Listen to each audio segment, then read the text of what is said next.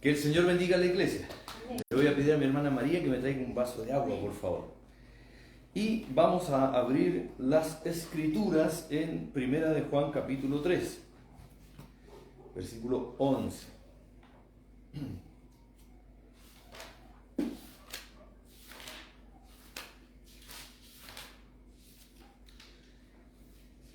Bendito seas, Dios Todopoderoso. El Señor es bueno.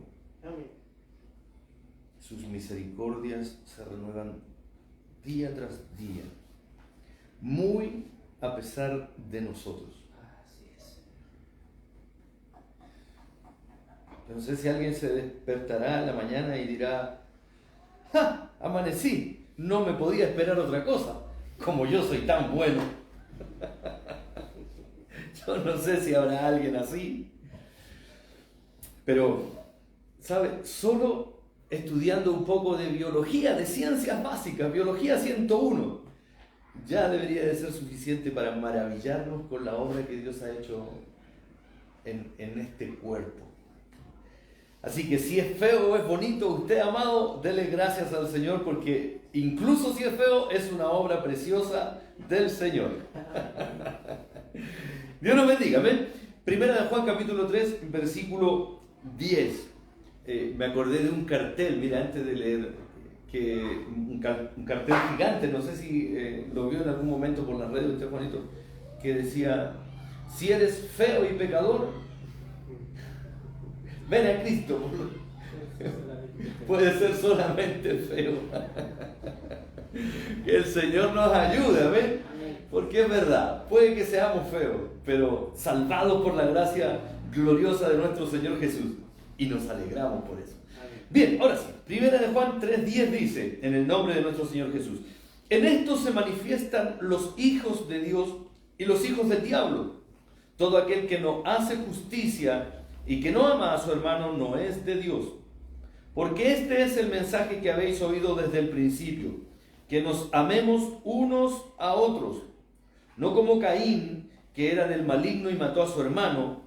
¿Y por qué causa le mató? Porque sus obras eran malas y las de su hermano justas. Hermanos míos, no os extrañéis si el mundo os aborrece.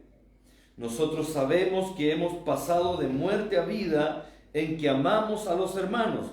El que no ama a su hermano permanece en muerte. Todo aquel que aborrece a su hermano es homicida, y sabéis que ningún homicida tiene vida eterna permanente en él. En esto hemos conocido el amor, en que Él puso su vida por nosotros. También nosotros debemos poner nuestra vida por los hermanos. Hasta aquí. Padre, en el nombre de Jesús, te adoramos, Señor, te bendecimos, te exaltamos, Señor, te damos honra, gloria y alabanza, Señor, porque la mereces, Señor. Eres digno de recibir toda adoración, Señor. Prepara, Señor, nuestros vasos para poder recibir tu palabra. Usa, Señor, mi vida, mis labios, Señor, mi corazón. Sea usted, mi Señor, hablando su palabra por medio de este cántaro, por este vaso de barro, Señor, y que fluya, mi Señor, no solo aquí en tu congregación, sino también donde quiera que llegue por medio de este en vivo de Facebook, Señor. Sea usted, Dios Todopoderoso, bendiciendo a quien escuche esta palabra, Señor. Amén. Sí, Dios. Creemos que usted lo hace, Padre. Amén. Sí, Dios. Que muchos sean alimentados por medio de ella, Padre. Esa es nuestra oración, es nuestro clamor. Y que muchos puedan venir a tus pies, Señor. En el dulce nombre de Jesús. Amén. Amén. Y amén. Gracias. Denle la gloria al Señor. Gloria a Dios. Gloria a Dios. Gloria Gloria a a Dios. Dios. Gloria a Dios para siempre. Todo eso haciendo. Amén. Te adoramos, Señor. Gracias.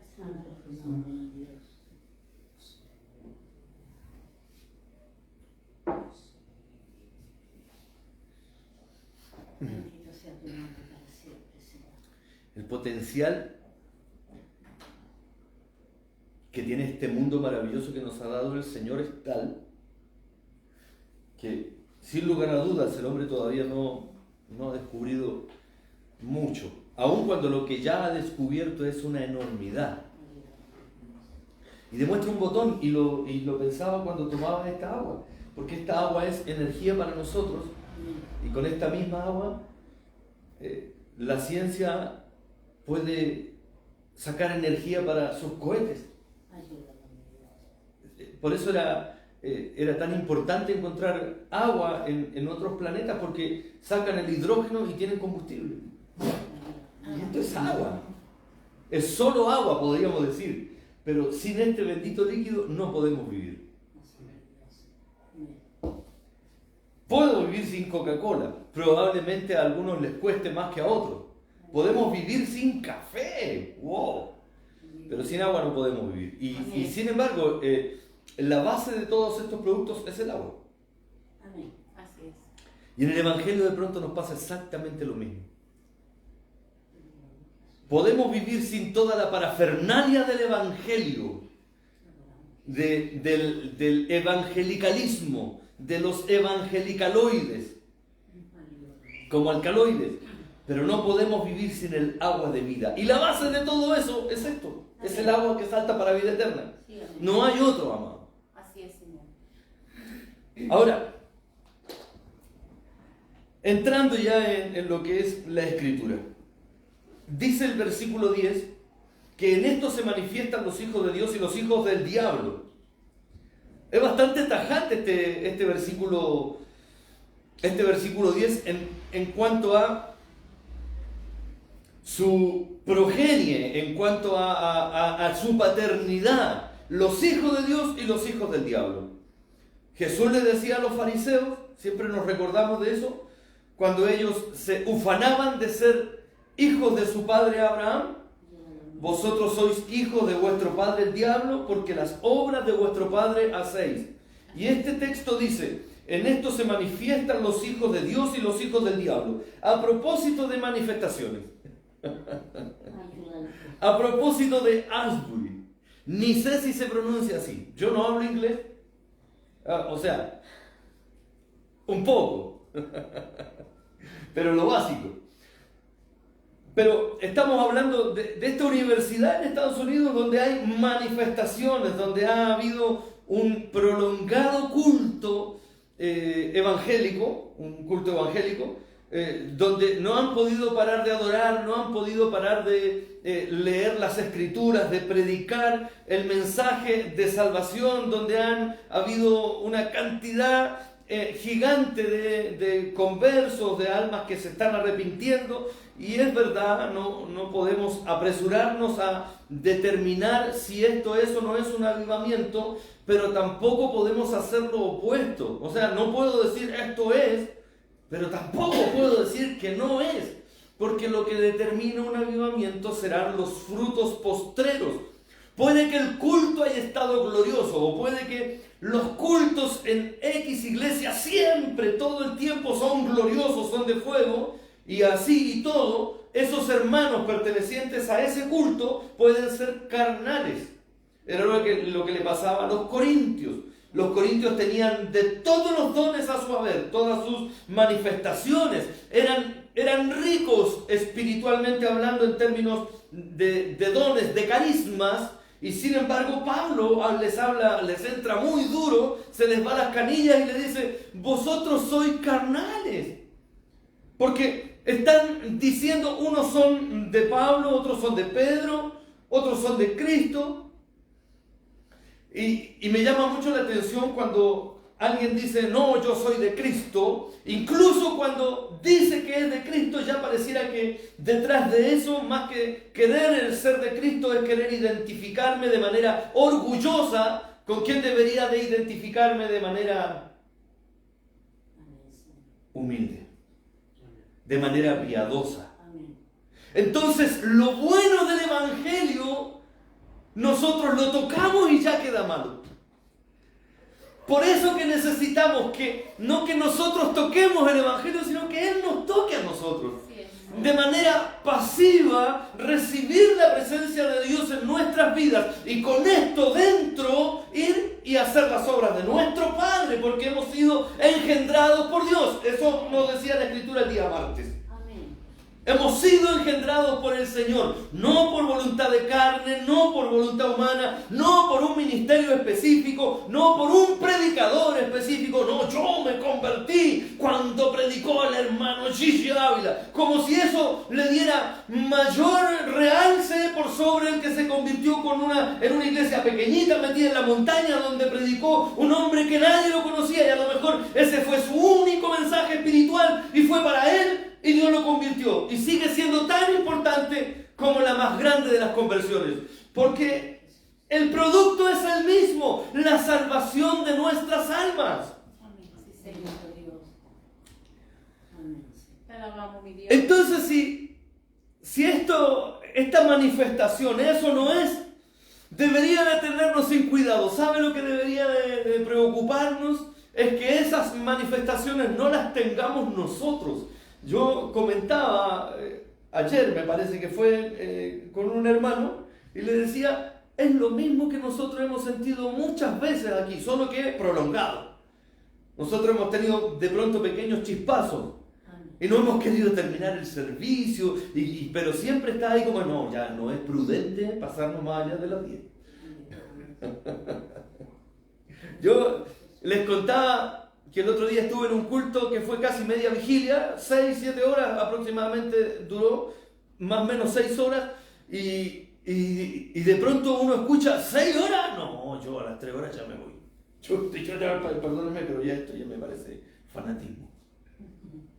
Y probablemente sí, para muchos es evidentemente fanatismo. Si el punto es, ¿qué es lo que es para mí? A propósito de un comentario que hice hoy día, debería importarnos 15 hectáreas de pepino lo que es para el otro. Debería de importarme lo que es para mí. ¿Qué es la Escritura para mí? ¿Qué es Jesús para mí? ¿Qué es su manifestación para mí? No, ni siquiera hablemos de Ausbury. No, hablemos del que está al lado mío. Oye, pues el que habla más en lengua, el que danza, el hermano danzarín. Porque todo lo que vemos cuando no nos está pasando a nosotros, como que hay algo carcomiéndonos por dentro. Y yo me imagino Caín hablándole a Abel, ay, él, pues el que da el cordero inmolado, el que da la oveja más gordita. No, yo le llevo fruta nomás al Señor y también son los mejores frutos, pero uno dice, pero ¿por qué rechaza una ofrenda y recibe la otra? Esto es parte de lo que leímos. Pero es que ya había un precedente de que el sacrificio, la ofrenda tenía que ser sacrificada, tenía que haber sangre derramada, amados. ¿Y cuál era el precedente? Cuando el Señor hace las vestiduras para Adán y Eva y los cubre. Tuvo que matar a un animal para poder hacer los vestidos. Para cubrirnos, eso es tipo de lo que hace la sangre de Cristo cuando nos salva, nos cubre, nos protege. Como esa sangre que mandó el Señor a Moisés, que los israelitas pintaran en el dintel de las casas. Era el sello, ahí no podía entrar el ángel de la muerte, amados. Los que han sido lavados en la sangre del Cordero, aun cuando veremos la muerte física, si el Señor no viene antes, si la parucía no se produce ya, entonces Bendito vamos sea. para la gloria del Señor, pero por su sangre, por el sello, por las marcas. Bendito mi Dios. Que el Señor nos ayude. Amén.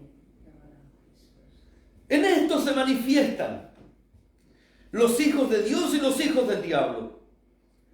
Fíjese que aquí está hablando de paternidad, pero más arriba habla de los hijos de Dios y también habla de los del maligno, no como hijos. Porque yo no sé si el diablo engendrará algo. El único que engendra es Dios mismo. Bendito mi Que el Dios. Señor nos ayude. Amén.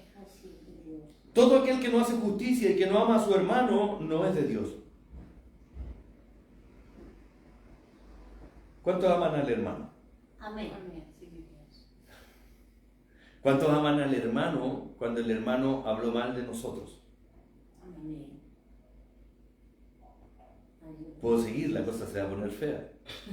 Ah, Ayúdanos, Jesús. Multiplíquelo en su máxima expresión y uno termina diciendo, es que este parece que no es hermano.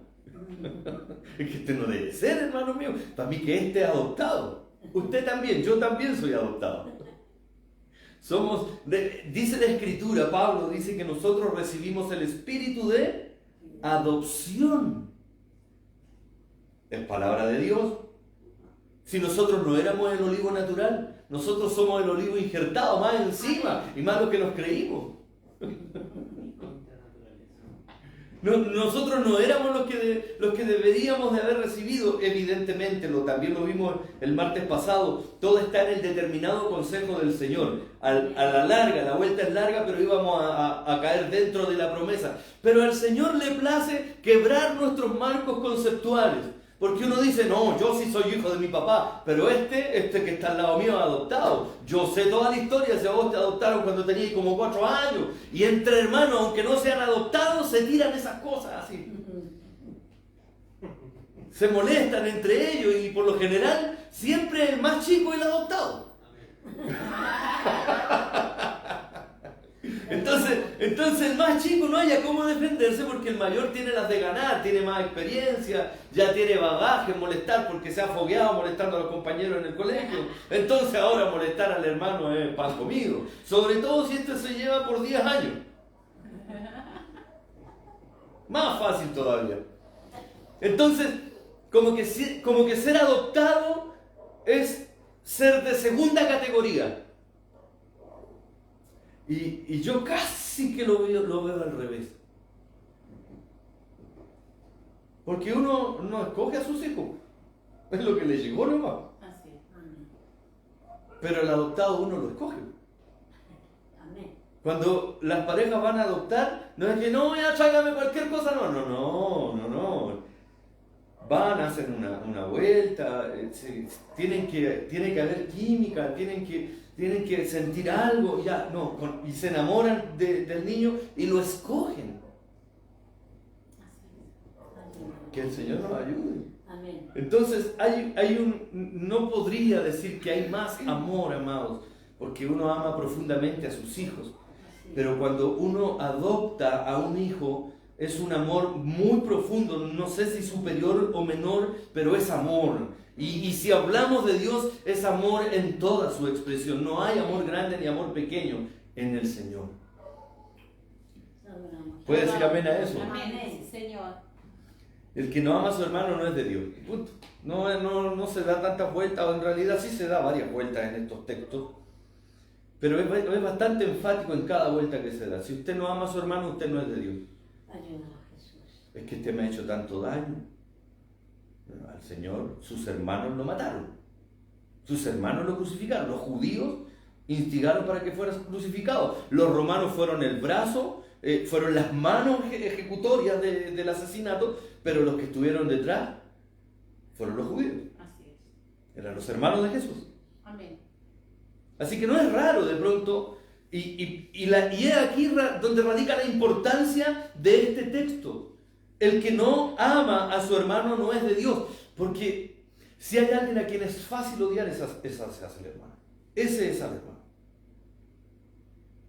Es muy fácil odiar al hermano. ¿Y sabe por qué nacen los odios, las odiosidades entre hermanos? Por los celos. Por ese extraño bicho que mora en nuestro corazón y que dice, yo quiero ser mejor que él. No, él no me puede superar. Él no puede tener el mejor regalo para Navidad. No, ¿y por qué a él le regalan esto y a mí cuando yo era chico me traían puros autitos de madera? Porque no entendemos los contextos. El It's in 11, ¿cómo? 6-11. El 6-11. No entendemos el contexto de vida. Y creemos que solo nuestro contexto es el único válido y en base a nuestro contexto juzgamos todos los demás. No somos capaces de salirnos de nuestro contexto para poder analizar los distintos contextos. Entonces, los mayores le dicen a los más chicos, no, es que tú soy el regalón, por el conchito, no, si no andas trayendo. Y el más chico trata de defenderse dentro de lo que puede y después se da cuenta y en realidad el mayor tuvo más privilegios de pronto que el menor porque tuvo mayores atenciones. atenciones que no tuvo de pronto el menor, porque el cabro chico, los más chicos terminan casi que criándose solo entre medio de los cojines por ahí. Eso pasa, eso ha pasado, amado. El punto es que no podemos nosotros determinar a quién se ama más o a quién se ama menos. Yo como padre no podría escoger entre la vida de mis 3 hijos, no. La mamá tal vez sí, pero el papá no. Que el Señor nos ayude. Amén. Pero es muy fácil odiar a los hermanos justamente por esta cuestión de celos. Y estos celos que se dan de manera natural y que le pasó a Caín y Abel. Volvemos a lo mismo, miren, sigamos avanzando. Versículo 11, porque este es el mensaje que habéis oído desde el principio, que nos amemos unos a otros, que amemos al hermano. Y ahora habla de Caín, dice, no como Caín, que era del maligno y mató a su hermano. ¿Y por qué causa le mató? Porque sus obras eran malas y las de su hermano justas. ¿Qué es lo que hubo ahí? Hubo celo. Amén. ¿Pero por qué a él? ¿Por qué a él lo felicitaron? Si, cuando se da esa instancia entre Caín y Abel, no es que haya rechazado él, no, pero es que miró con agrado el de Abel. Y eso fue suficiente para sembrar la raíz de amargura en Caín que le lleva a querer asesinar a su hermano, y no solo quererlo, sino que lo hace, lo ejecuta, lo planea y ejecuta el primer homicidio en la historia de la humanidad. Amén. Bendito mi Dios. Santo Te adoramos, tu Rey.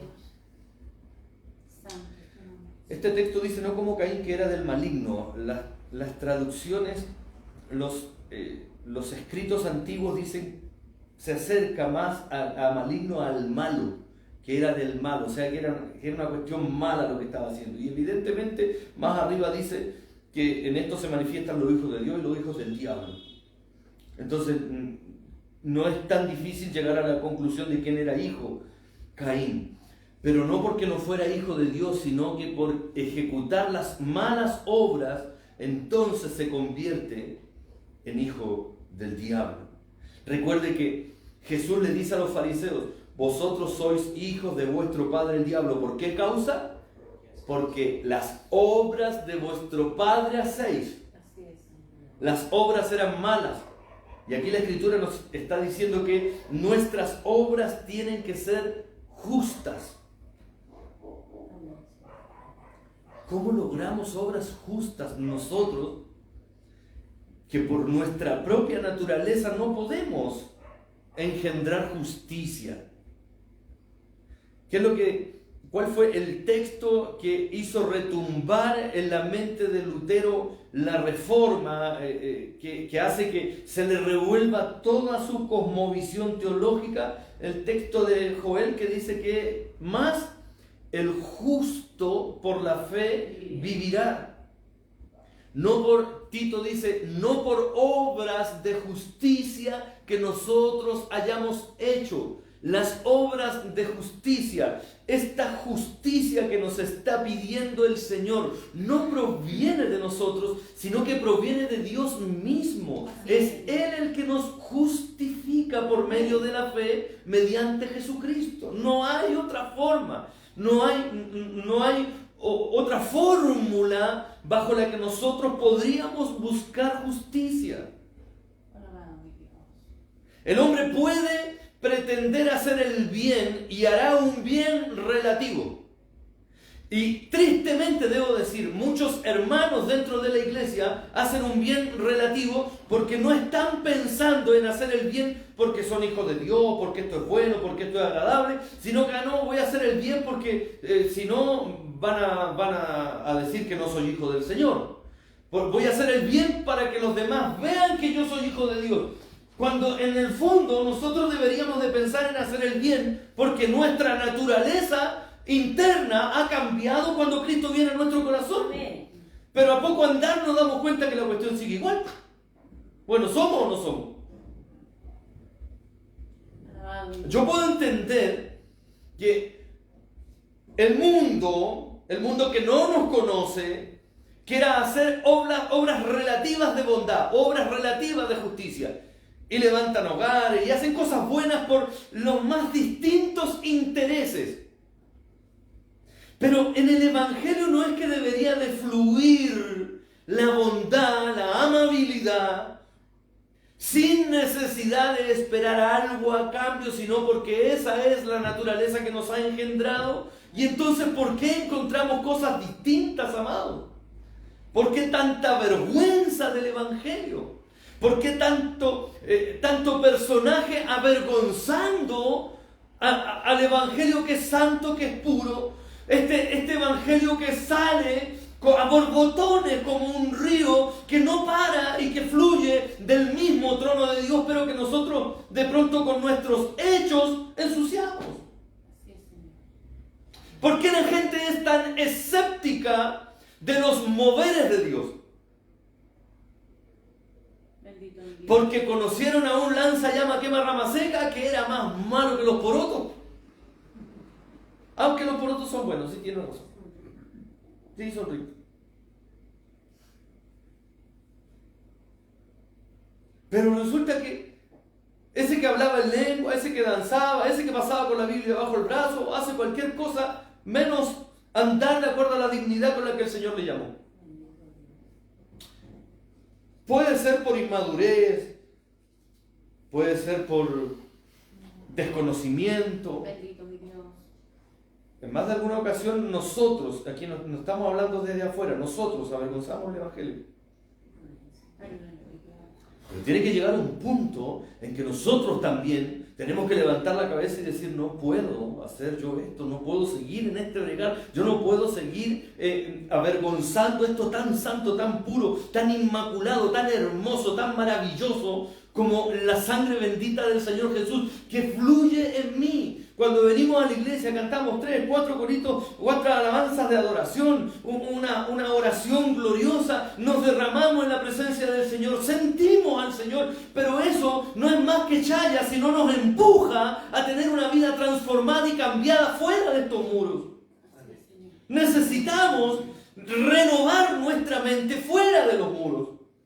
Es verdad, aquí es donde se produce el avivamiento, en nuestros corazones, en la congregación de los santos. Nosotros pujaremos para que pueda parirse un nuevo avivamiento. Lo cantábamos, ¿se acuerdan esa alabanza del himnario? O manda otro Pentecostés. ¿Cómo decía? Potente Salvador. Y con el fuego otra vez, avívanos, Señor. Y resulta que salieron varios avivados. Pero no avivados por el fuego del Espíritu, sino avivados por las mismas llamas del infierno, aprovechándose de las distintas congregaciones. Ay, no diga eso, porque eso no, en realidad no sana, porque eso en realidad no. ¿Sabes, amados? Yo creo realmente que esto sí sana, porque la iglesia tiene que hacer un mea culpa y pedir perdón por los horrores que ha causado en las poblaciones donde se han desarrollado estas vergüenzas del Evangelio, porque eso no es el Evangelio. Amén. Así es. Y a pesar de nosotros, el Evangelio sigue siendo santo, sigue siendo puro, sigue siendo inmaculado. A pesar de nosotros, el Evangelio sigue salvando y transformando vidas, amados. Amén. Así es, Señor. El problema es que estas candelitas, estos iluminados que de tanto en tanto hacen usufructo de la iglesia, aparecen y son vistos por todos, amados. Y se elevan alto y de allá caen y avergüenzan el Evangelio.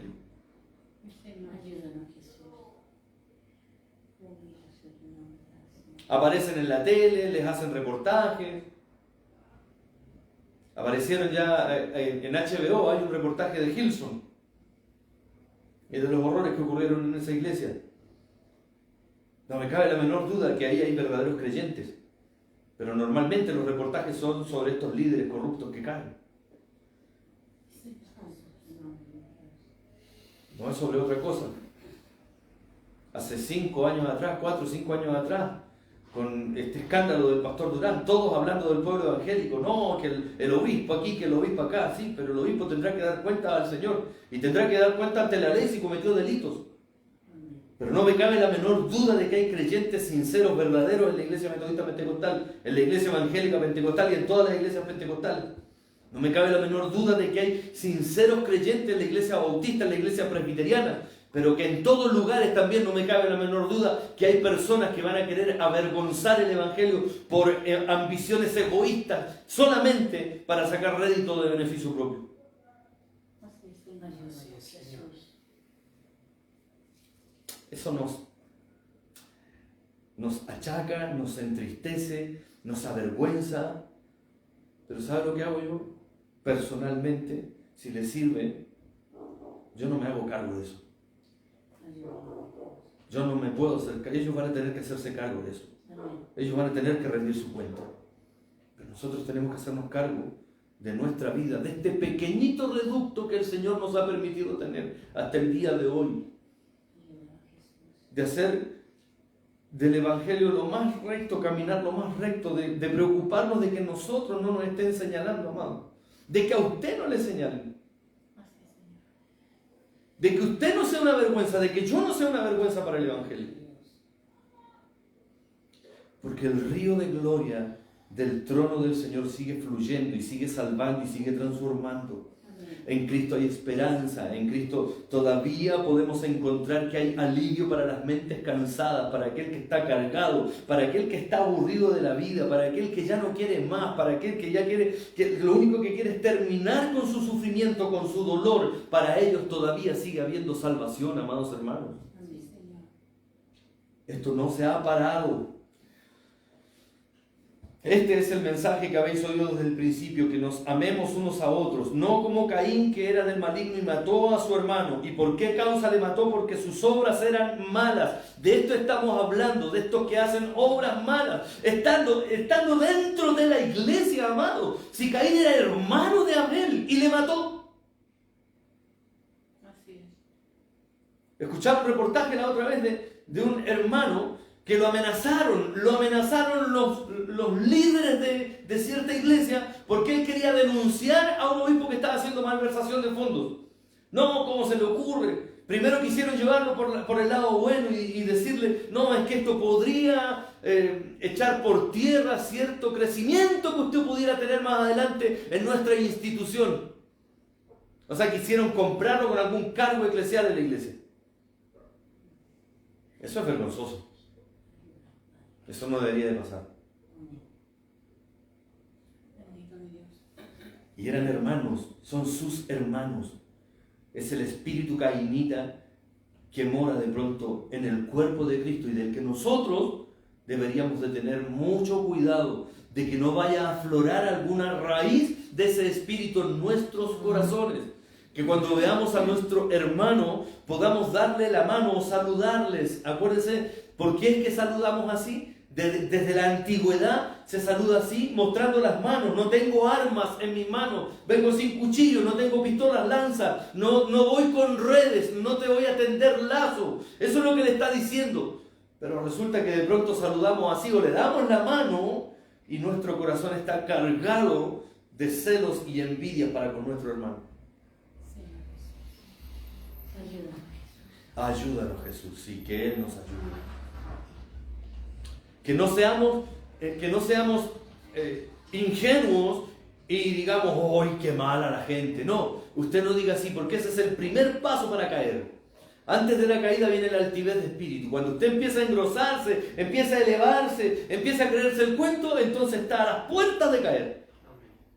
Entonces usted no diga, ¡ay, que son malos! No, sino que digamos, Señor, ten misericordia de mí, ayúdame para cuidarme, para hacer sendas rectas, para no avergonzar tu evangelio, para poder ser puente para mis hermanos.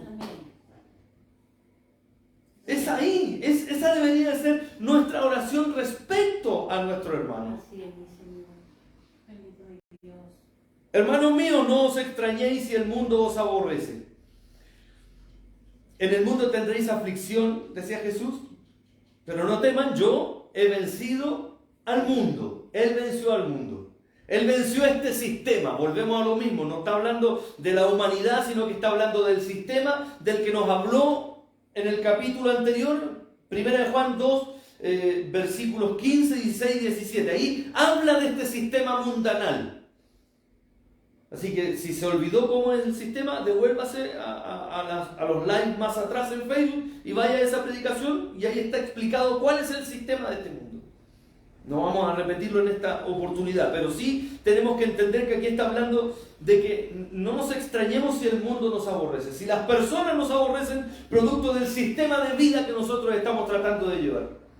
Porque Caín aborreció a su hermano, siendo su hermano, lo aborreció. Es normal, de hecho, que el mundo nos aborrezca. Lo raro sería que el mundo nos amara.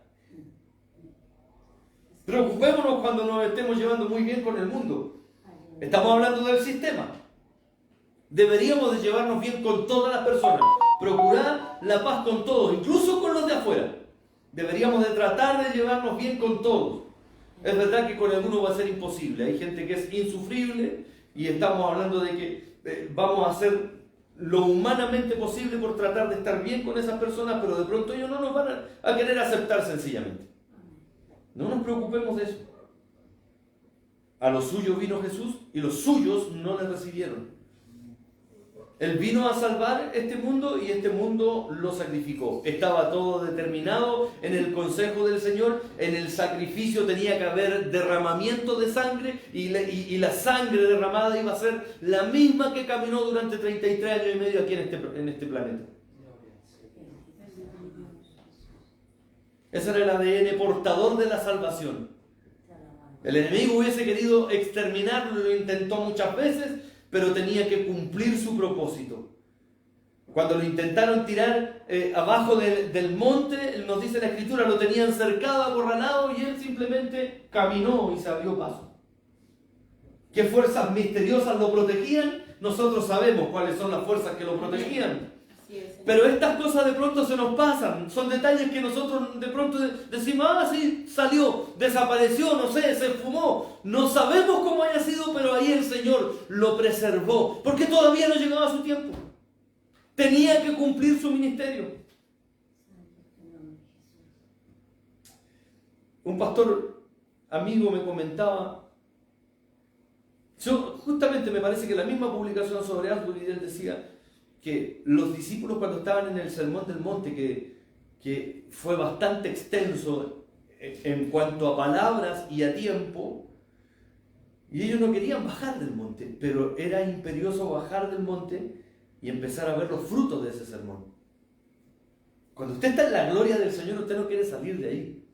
No quiere que se termine el culto, no quiere que se termine la palabra, no quiere que se terminen las alabanzas. Termina el culto y quiere quedarse conversando y quiere tomarse un café, comerse unas sopaipillas con el hermano. Quiere compartir, incluso cuando no hay servicio, quiere compartir con ellos. Pero resulta que en el monte es donde nosotros cargamos nuestras energías, revitalizamos nuestro espíritu para poder ser enviados afuera, donde está la planicie, donde está la llanura. En el valle es donde se van a ver los frutos de lo que nosotros comimos en el monte. Amén. Gloria al Señor Jesús, te adoramos. ¿Qué pasa rápido el tiempo aquí? Yo no sé si a usted le pasa lo mismo. Nosotros sabemos que hemos pasado de muerte a vida en que amamos a los hermanos. El que no ama a su hermano permanece en muerte. ¡Aleluya! Y que volvemos a lo mismo, si es tan claro, Juan. Juan el teólogo, el apóstol Juan. Es tan claro, si usted ama, entonces está bien. ¿Cómo se puede manifestar el amor? No solo, de hecho, cuidado de las palabras halagueñas, cuidémonos de la adulación, porque de pronto la adulación nace en un corazón veleidoso. Ayúdalo, mi Dios. Y la veleidad es una muy mala actitud que dice una cosa hacia afuera, pero por dentro está pensando todo lo contrario. Es lo que hizo Caín, planeó. Vamos al campo, caminemos. Abel fue con toda la inocencia del mundo. Jamás por su mente pasó que su hermano lo iba a matar.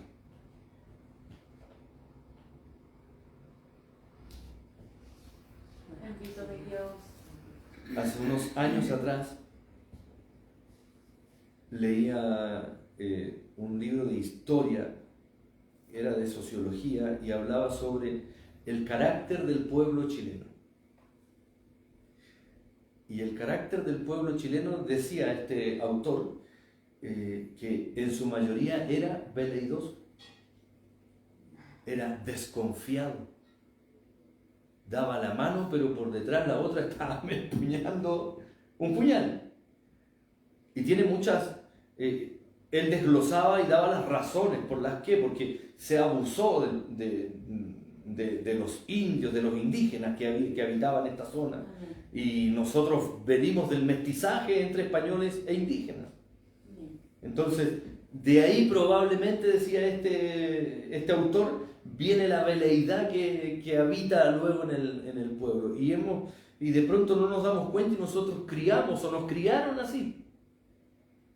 Cuidadito con este no es de fiar. Ándate con cuidado que yo lo conozco. Y siempre andando a la defensiva, siempre como los consejos apuntaban a que nos protegiéramos, a que nos cubriéramos, a que no vayamos en el fondo con ingenuidad. Pero es bueno ser inocente. Es bueno ir por la vida con inocencia. No siendo liviano, no siendo un simple, no, pero con inocencia. No planeando la maldad respecto a otros o siempre andando a la defensiva. No, es que en cualquier momento me deja caer. En cualquier momento me la hace. Ese va a tener que dar una cuenta. Pero usted siga insistiendo, siga extendiendo sus manos, siga amando, siga extendiendo sus brazos. Cristo, amén, muriendo en la cruz, muere con los brazos extendidos. Amén. El Señor nos ayude. Amén, Señor. Todo aquel que aborrece a su hermano es homicida, y sabéis que ningún homicida tiene vida eterna permanente en él. No tiene vida eterna en realidad. En esto hemos conocido el amor, en que Él puso su vida por nosotros. También nosotros debemos poner nuestras vidas por los hermanos. Vamos a terminar con este texto, pero vamos a terminar en él. No que vamos a terminar ahora. Faltan unos minutitos todavía. Alabado sea el Señor Jesús.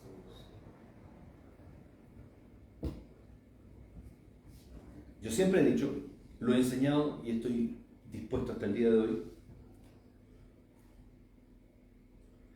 que si hay una persona por la que yo daría mi vida es por mi esposa. Ni siquiera la pensaría. Si hubiera una balacera, la empujo a ella, me pongo delante yo, ni en tema.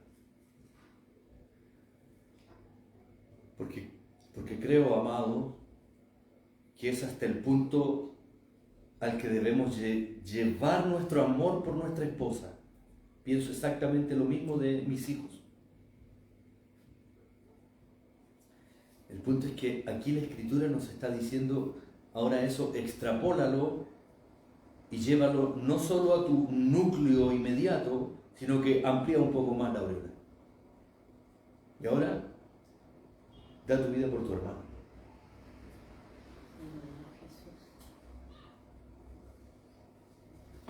¿Cuántos estarían dispuestos a morir por su hermano? A dar su vida por su hermano. Eso es lo que nos está diciendo aquí el texto. En esto hemos conocido el amor, en que Él, Jesús, puso su vida por nosotros. También nosotros debemos poner nuestra vida, nuestras vidas por los hermanos. Apurado lo ayudamos cuando necesita cuando tiene alguna necesidad y vamos a estar dando la vida por nuestro hermano. Bendito mi Dios. No, es que yo todavía necesito vivir. ¿Cómo voy a dejar a mi esposa? ¿Cómo voy a dejar a mis hijos? Yo no puedo dar la vida por mi hermano. Pero de pronto no está, el texto de pronto no nos está llevando al extremo de, a ver, van a ahorcar a mi hermano, voy a ponerme yo ahí. No, simplemente en cuestiones más pequeñas, más cotidianas.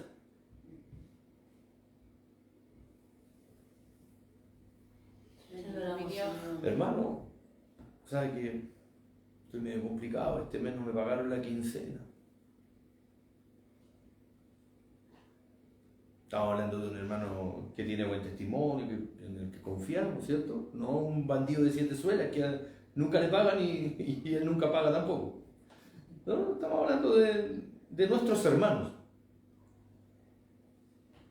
Y nosotros sabemos que hay gastos, que hay que pagar un pasaje, que hay que comprar el pan, que va a haber necesidad de algo.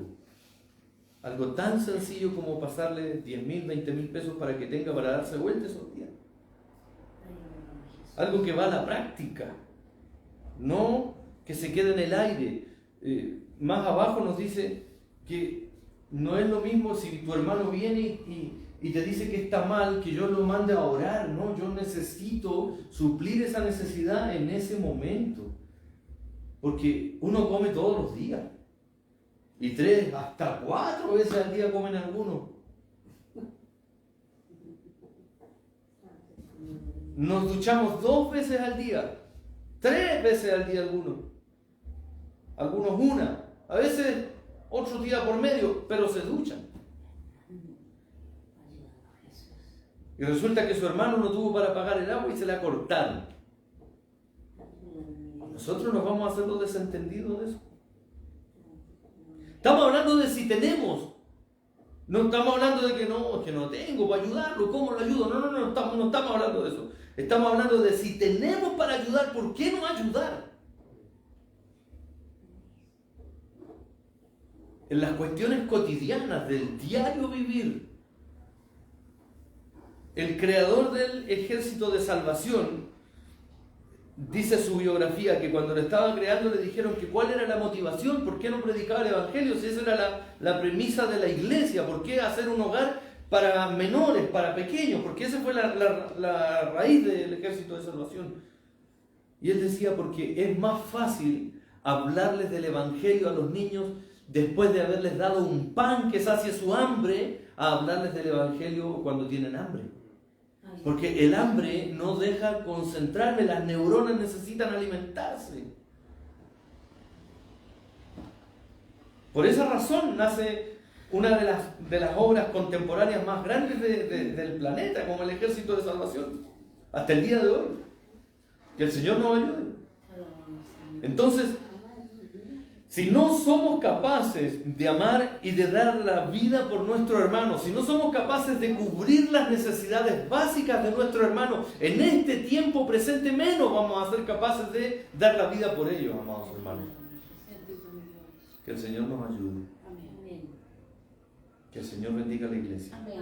Y que el Señor bendiga a los que han escuchado esta palabra por medio del streaming. Dios bendiga a los que andan de vacaciones, a Bastián, que agradecía el mensaje pasado. Dios te bendiga, Bastián, en tus vacaciones. Dios bendiga a nuestros hermanos que por razones laborales no pueden llegar a la casa del Señor, pero esperamos verles este próximo domingo a las 10 de la mañana. El Señor bendiga su palabra. Pónganse en pie, vamos a dar gracias al Señor por lo que Él nos ha hablado, nos ha exhortado en esta tarde. Padre, en el nombre de Jesús, te damos muchas gracias, Señor, por tu palabra en nuestras vidas, en nuestros corazones. Ayúdanos, Señor, a poder poner por obra, Señor, tu palabra, a poder caminar con nuestra frente en alto, Señor, agradecidos por las cosas que tú has hecho en nuestra vida, Señor, que podamos ser sencillos y humildes para poder presentar el Evangelio a quien nos pida razones de nuestra fe, Padre. Amén. Sé tú glorificándote, Señor, en todo lo que hagamos. Que no haya arrogancia, que no haya petulancia, Señor, en nuestros corazones, que no haya ese orgullo que carcome nuestros huesos, Padre. Ayúdanos, Señor, para poder tener tu espíritu en nuestras vidas y tus obras, Señor, donde quiera que estemos, mi Dios. Bendice a tu pueblo, bendice a tu iglesia. Derrama, Señor, de tu gloria en cada momento, Padre. En el dulce nombre de Jesús, amén. Y amén. Denle la gloria al Señor.